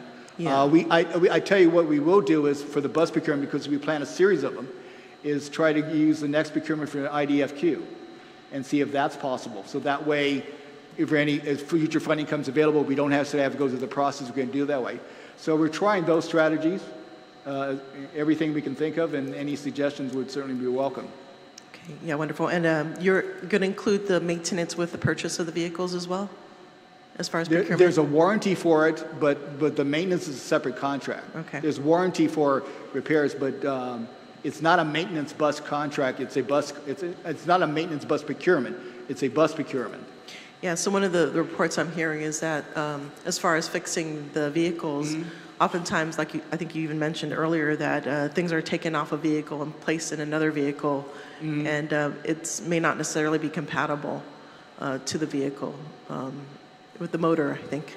So that's one of the issues that I heard come up. Well, and again, not that it's not a valid concern that you raised here, but we're sort of pushing the envelope here to get these things on the road and to get them on the road safely here. So yes, we're instead of putting a vehicle that has had a busted windshield because of an accident, instead of putting it into a body shop here, we are put in the position of going to the graveyard in the back where all these other government vehicles are, and seeing if we can find a glass that we can take off them and fit on this one. And then you're sort of under pressure to do this as quickly as possible, as you were yesterday, you know, to get that bus back on the road. So I would say the approach is resourceful given the exigencies of the situation. Okay. In regards to federal grants, so my understanding is that there is opportunity to gain more funding. So right now the legislature, I guess there's 2.8 million you mentioned in your budget, in part of the executive budget. As far as federal grants, there's an opportunity to access even more funding. Have you been able to do that? The continuing, we still retain the continuing grant. We have the 9.3 million park and ride grant. I have not at this stage explored application for other grants. I'm trying to stay, there's also a lot of to be honest, a lot of balances open, small ones, for the previous half dozen fiscal years. And so we're trying to draw those down while we can in order to help fund the situation. So at this juncture, I'm trying to clean up what's on my plate now before taking on more. And so in the only position that we're biting up more than we can chew. Certainly that's something we should pursue, not necessarily in the long term, but in the moderate term period. It certainly as 2026 comes up, we certainly will be looking at it, yeah. And so you still have access to the federal funding for the facility that... that's from a previous grant. Yeah, so that's 1.2 million, is it $3 more million than that? for the, $3 for the million. facility, yeah. Okay. And that's still accessible at this time? Yes. Okay.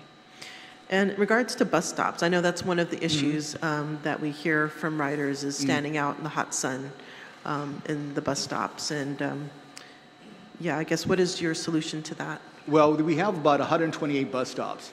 About 8 of them are actually GRTA facilities. About 3 of them are sort of facilities that they're bus stops, but they have their own awnings and benches. For example, GMH, GRMC, and Adloop. And there are a number of others that have benches or small facilities. That leaves roughly about 97 of them that do not have any facilities at all. And we are examining to upgrade those stops here with improved signage, but also maybe not a full-scale bus stop like you have in the Uganda Pool, but something that at least provides a small bench and shade. And so we're examining that one. We don't want to make it too complicated, because then you get into the process of having to do architectural engineering designs and citing this sort of thing on every single bus stop here. And we're trying to look at something that would be compact enough that would fit in any government easement and not create too many issues like, you know, blocking vision to a signage or something like that here. But no, that's something we're taking a look at specifically, and we've done some rough sketches and proposed to do so. This is why I can tell you there are 97 stops that don't have any signage or seating or any bus stops here, because we have taken a look at that, but certainly to improve it, yeah. Yeah, it sounds like a good design project for some of the students with the university potential, partnering with them. If you can hook me up with free labor, I'll take it. Okay, in regards to Southern Route, so I know your predecessor, Sal Babauta, he had mentioned that he was very proud to have established these Southern Routes, and I think that's really critical for those that are seeking jobs and opportunities, because many of the jobs are up north. And so what is the status of the Southern Routes as far as what time does it take to get from the south to a northern, let's say, Tumon? Well, like I said, timeliness remains a chronic issue for the whole system, the fixed route system. So eventually you actually get there here. but I'm not going to say that it's all, necessarily all that prominent, even complies with this published schedules of times. So it remains a challenge. And again, the deficiencies in terms of timeliness have to do with the number of vehicles on the road, which has to do with the operability, which has to do with the aging rolling stock and adequate maintenance of them there. So they all sort of cascade together. And I'm sort of trying to attack the problem at its core, which is not necessarily a better route schedule here, but a better system that kind of meets some basic standards in terms of timeliness. We are not there. I will concede that with respect to the public transit system. And regarding the paratransit system, demand still outstrips supply. So there are days when we have to cap the number of rides available on the paratransit system. But and so that one needs some improvement. It goes back to operability, which is our priority right now here. Yeah, but there's no direct route from, let's say, Talafofo to Mooning. They would have to transfer at Hagan. You had to change stops to do that. Yeah, and then if you miss that bus, then you're there for a while until the next bus. Okay. Yeah, that's my thing, possibly an opportunity for examination to see like those that are going to catch their shifts, right? Well, again, the solution to that is expansion of the rolling stock that's available there. And again, not to skip over your concern about ways to improve it here, but it goes to the core of the fundamental challenge of the system. We're using 7 buses to cover an area the size of Singapore. So this is not a matter of fine-tuning the schedule or fine-tuning the ability of the ride in case here. We're running to hard physics in a lot of this. And the solution to that is an incremental basis to expand the system, to get additional rolling stock here, to come up with, because you can't switch this on overnight here, but at least present the options, particularly to you as policymakers, so you can chart a fast forward that actually meets the goals that you've quite understandably have set out for not only the southern route here, but all the routes throughout the island. That's kind of like the core problem here that we have to sort of address. And even if no one gives us a magic wand to wave and it's all of a sudden done here, we at least need to point the way. And that's what I hope to do here when we can finish the review and overhaul of the system and incorporate the transportation improvement plan, that I think if it doesn't explain why it's done yet, it will be able to explain what could be done to take advantage of those opportunities for improvement that you highlight in your questions. Okay, thank you. I see my time is up, and I appreciate the time. That's probably my fault for talking too long, Senator. It's okay. Thank you, Senator Paris. I know Ms. Evelyn, but just real quick though. Mr. Teichno, is your employee status level still the same as your 24, old 24? Are you still at 52 total employees? No, we're at 46. 46, so you've gone down. Of which 31 are LTAs. Okay. How many LTAs at this point? 31. 31. So that was 39. Now you're at 31. I guess so. Yes. Yeah, the over number of positions has declined by, I believe, 20 over the last 3 years. And you're classified. You had 13 here. Yeah. You're still at 13. Yes, I believe so. 13? Yes. Oh, okay. All right. And so your limited term employees. What do they? Are they like drivers or? They're drivers. They're dispatchers. There's a couple of them are on this panel here. Okay. There's some supervisors as well. Okay. All right. Great. The number is too high, Mr. Chairman, by the way. I rapidly acknowledge that way. So I'm trying to work through the merit process to bring that number down. Got it. Okay. Ms. Evelyn, did you want to say anything? I mean, you visit us almost on a daily, but anyway, that's fine. No, that's fine. Everyone knows me here except Mr. Senator Gumatato is brand new, seeing my face in the legislature, but yet, and as for the comment you made outside, I'm with you, all of you actually, to fix this problem instead of pointing fingers. And I highly agree with that. My only concern is we've been going back and forth, and GRTA has been neglected once again, and not to point fingers technically, but it really falls on people at the top. I cannot say the leadership at the legislature, I mean at the agency itself, which is Guam Regional, because that office really has not been stabilized with leadership. And that's the difficult thing is, ever since it became an orphan from Magana to where it's currently at, it's still standing that way. And every time we go forward, and slowly that's everybody's platform word, and I don't feel like it really went forward because as Mr. Taitano would mention, he and I knew each other for 30 plus years, and this is the worst the agency has ever gotten. And I've seen it inside out, and is there things that could be repaired overnight? Yes.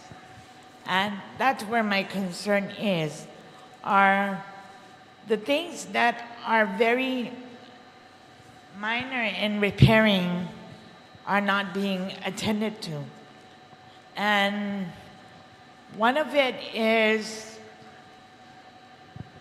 being a rider for almost 43 years with transit has really shocked me because it's never gotten this bad. And this is my only way of commuting. And as I shared with Mr. Taitano earlier this morning at around 11, last Saturday I had a schedule to go to Mass to attend my mom's anniversary Mass, but I wasn't able to go because of the lack of equipment and buses responding late, and there's no way to navigate it.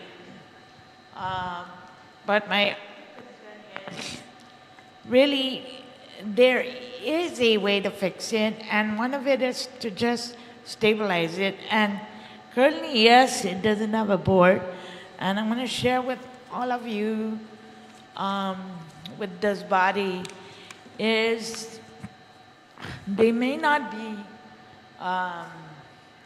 a quorum right now, but, and I'm not saying this to step on anybody's, or I won't step, I'll literally probably gonna say run over anybody's toes, but technically the agency can really get supported not only from this body, but as for the Public Law 30-5, it may not have the board, but currently whoever the interim executive manager is at GRTA can get approval from the current remaining individual that it has on the board, which includes the two individuals, which is over the administration, which is the governor and the lieutenant, to help move critical things forward. And that hasn't been done. It's been on idle and status quo with the agency. That's why I'm saying there are things that could be done, and part of the delay of the board is actually, and with all honesty here, there is a list of names delivered up to Adelup to be brought down here. And for the past week, I've been on that case actually, because that's one of the delays. And they kept saying that one of them is that the list hasn't been brought to the legislature or to the chairperson's office because they're just not ready to bring it down this way. But in actuality, can the agency move forward with the current status? Yes, it can, provided everybody who is aware with Public Law 30-5 to move this critical problem forward, work together and let it happen. But technically speaking, I've been trying to do that, even with the AG, because I have been told that the procurement for the total of 27 vehicles was stuck at the AG since June. So I had communicated with the personal assistant at the AG's office, and they had told me that, one, they're going to try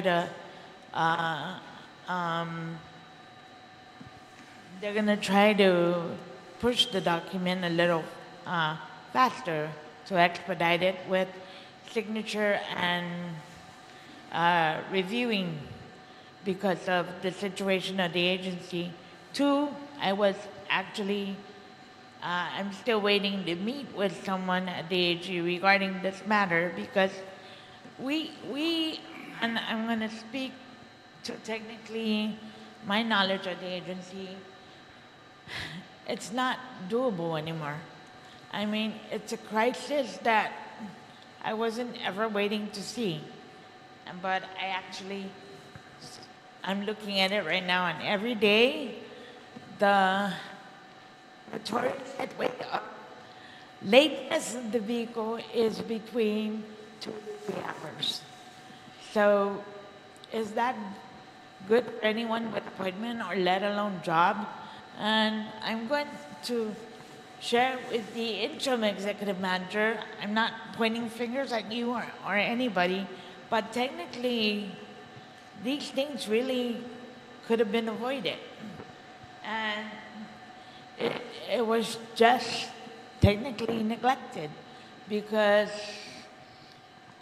many people don't see the essential needs of transportation. Yeah. Like Ms. Evelyn, again, we've been working closely with the administration. It's not that there are not names, because there would be names that they would call me on, and they would say, these are the people we contacted. And so we await for their nomination package to come down, but then they will call up and they say, they decided against wanting to serve on the board. So it's these people whose names are forwarded to me, just verbally at this point. The administration will call me again and say, man, we're sorry, because they turned it down. So they're having a hard time getting folks to want to serve on the board, and that's one of the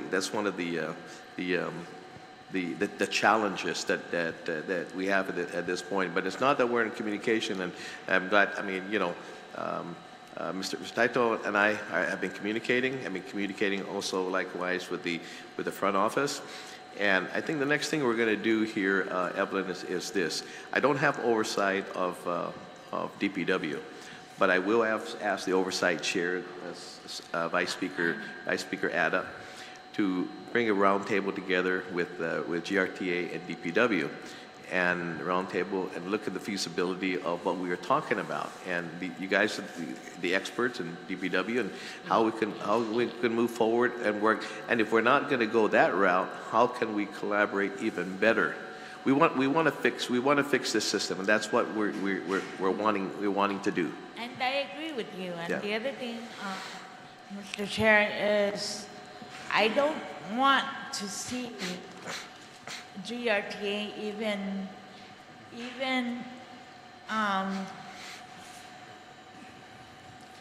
combined with DPW. As Mr. Tyrone had mentioned earlier, it's two different animals. And it has been put to discussion before, and I'm glad that it hasn't materialized. So really, the agency is better left alone so that it can really enhance itself. With all we need for GRTA really is to put in the proper stakeholders and leadership in that agency in order for it to go afloat. Well, I think I think we have to do, we have to stabilize, of course, and make sure it's stable, and people want to work, and people want to serve. So that's what we need to do. Because again, there are writers like yourself, and I've known you since I served before. You've been a writer, and this is what we're concerned about: people who rely on transit as their only form of transportation. But we want to go beyond that. We want other folks to be able to use the transit for reliability for their jobs and doctor's appointments and things of that nature. So. A question that I threw to quite a few people, and I guess he heard this before, but I'll say it again. Amongst all of you, is it really difficult to run transportation? Because I find it very disappointing to see that there is a lot of obstacles and barriers holding it, but I don't really see it being difficult. But when they demolished or abolished the former Guam Mass Transit Authority, that was a hurdle with all of us, and then, especially me, and then they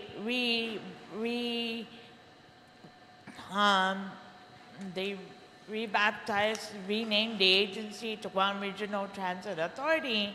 Again, to be perfectly honest, we are following, at least for me, I'm viewing the same pattern of Guam Mass Transit Authority being the same as Guam Regional Transit Authority, because it's like a domino effect, more or less, than to really, and as I've always mentioned, all we need is a reliable transportation and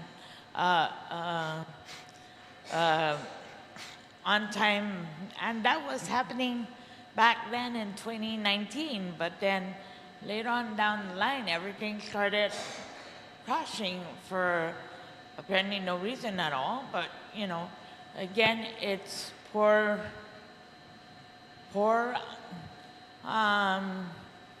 leadership, management overall, because a lot of people view it as transportation not being an essential need, but technically we are all getting older, so transportation is an essential. Yeah. And so with it falling down this way, Senator Huntley, I'm the person with the disability, but looking at the system, it's crippled and yet more disabled than me. So, to make it's frustrated every day to even get up and realize what's the following day going to be. And it's always a challenge, and being that person having challenges every day frustrates. Sure, Evelyn, and that's one of the things, again, like I said, we want to get this, we'll get this round table, and I'll speak to the chair in this, because we want to fix this, and do we go back to what it was before, as you said? But we need to sit down. We have to holistically look at this and tackle this problem, because it's not, like you said, we keep doing the same things and we're expecting different results. It's not. And of course, there's a leadership situation where there's a constant, even the interim at this point, he doesn't qualify to be the regular, the administrator at this point. So that being said, whoever, if you look at the qualifications, there are probably just very, very few people that qualify for this position. And so that being said, everybody else after that will probably still be interim again, interim. And so that's why we're looking at stabilized leadership And how do we do that? Do we do that through statute and keep the agency as it is? Or would it be a division of public works and all that? This is the conversation we need to have. Okay? Now, whether it's feasible or not, I don't know. You guys are the experts in mass transit and public works as well, and that's why we need to get the collective minds together. And I'm going to say again, I do not want to see it merging with DPW. You don't want to see that? No. Okay, okay. Because it's two different agencies. No, I know they're different agencies, but I'm looking, you know, the discussion needs to happen. Now, I don't know if that's the way to go. I know previous management or, you know, and some of the management folks that are here, okay, I spoke to, and also the former interim, okay, that was their recommendation. Okay, that was their recommendation. It wasn't my recommendation, it was their recommendation.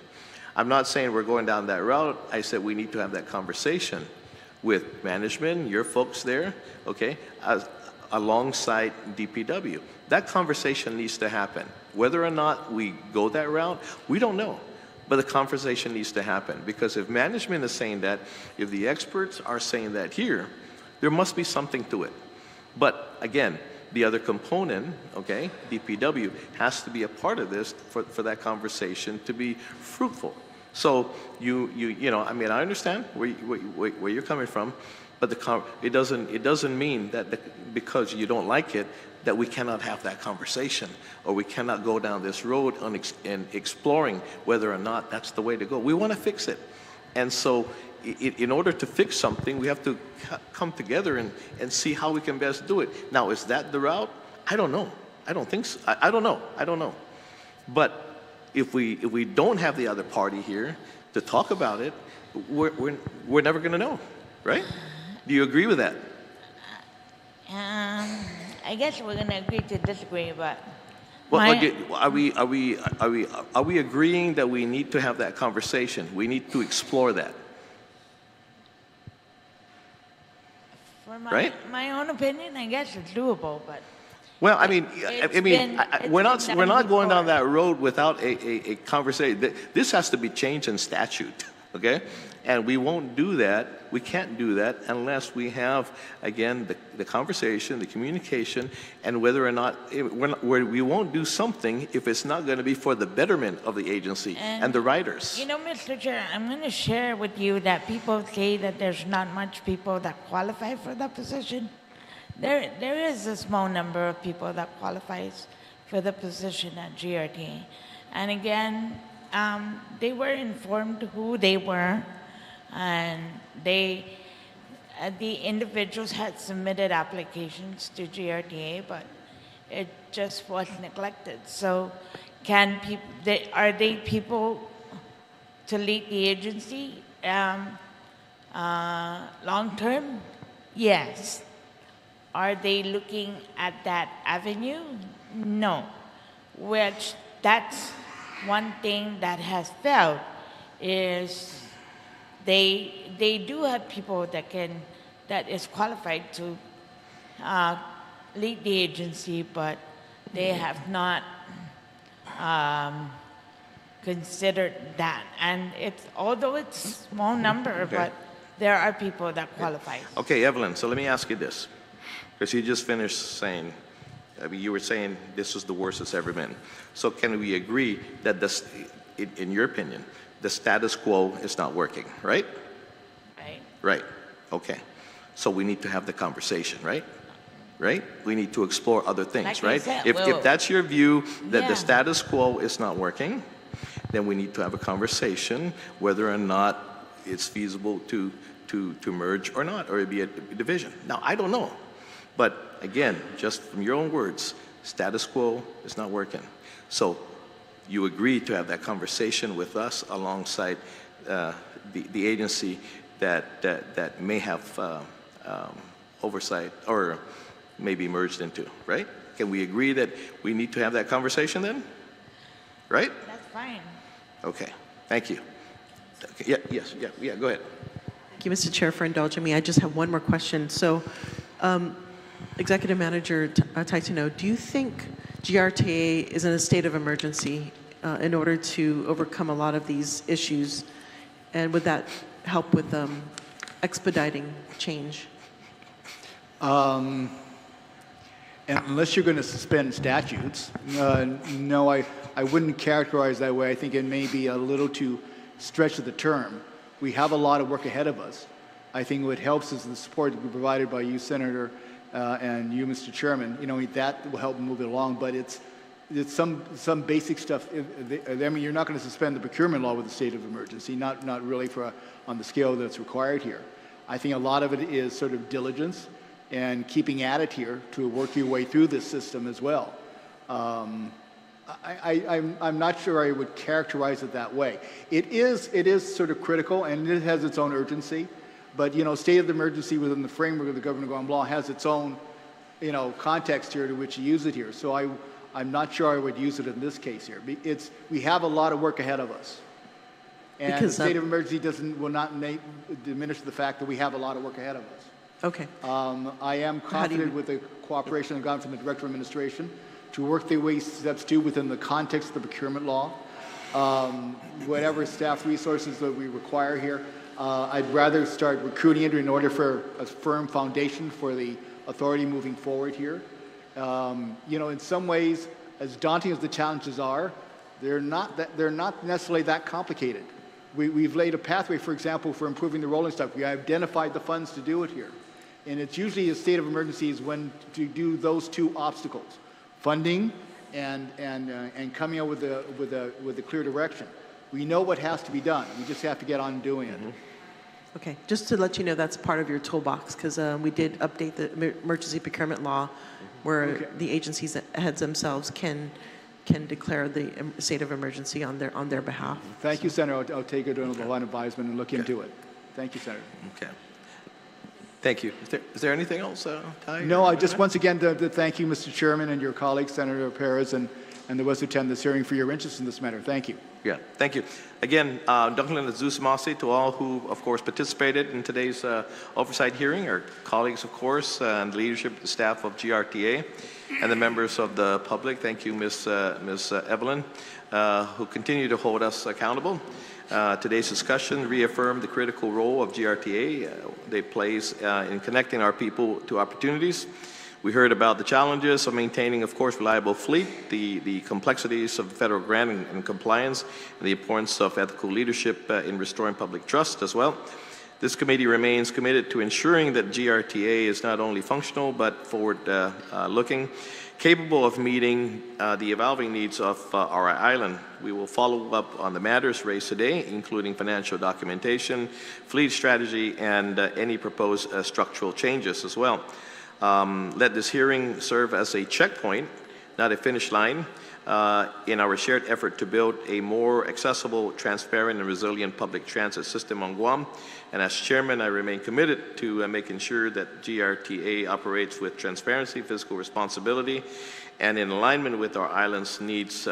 This committee, of course, will continue to provide the oversight and follow up on matters raised here today. And like I said, I promise I will talk to the oversight of DPW and see when we can arrange a roundtable together and discuss what we discussed today. Again, there's no final things of what we're going to do. We just need to have the discussion because we want to fix the system and how we can best do that. We get the collective minds and the experts in transportation together, and with you folks will guide us in that direction. And you know, and then the last thing what will be done will be the action of the legislature, but we'll consult you guys before any of that, okay?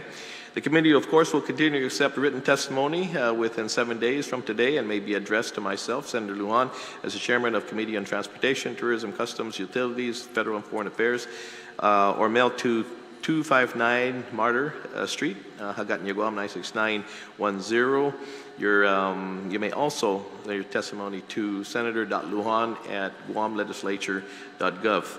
This afternoon's oversight hearing on the Guam Regional Transit Authority is now adjourned. The time is 3:58. We're adjourned. Thank you.